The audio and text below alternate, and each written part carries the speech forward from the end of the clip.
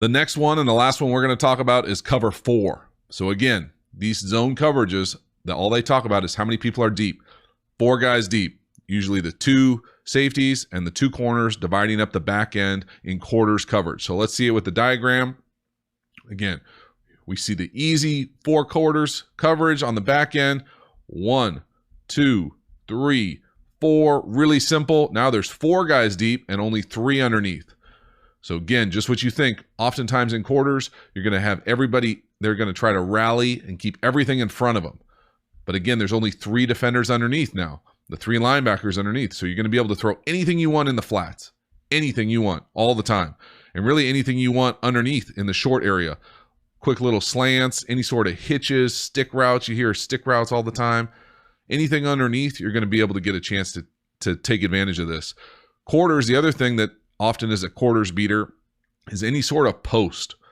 So you got to think here. This defender, these 2 inside safety defenders are usually keen on the offensive number 2. So right here, they go usually defense's number outside in. So 1 receiver on the outside, 2 receiver on the inside. These zone defenders in quarters, the safeties, will oftentimes be keen the number 2. So when that number 2 goes vertical to a certain point, it usually turns into some variation of man coverage. So if this number 2, let's say we're playing strong safety, this number 2 comes up 10 yards and runs a corner. Well, who has him? After a certain depth, oftentimes it becomes a variation of 4 match or quarters man. So this becomes almost like a locked on. Now he's going to run with that. So what happens? We're going to run a post right behind him to that voided zone. So some variation of scissors or just a big post with a corner is going to put all sorts of stress on quarters coverage. Now, could they pass it off really easily? Yeah, absolutely. But these guys are running full speed, and this happened in live action. And these guys are locked on, and nobody wants to get beat and embarrassed. So how they match these things up, how they pass these things off are some of the most important things about quarters coverage.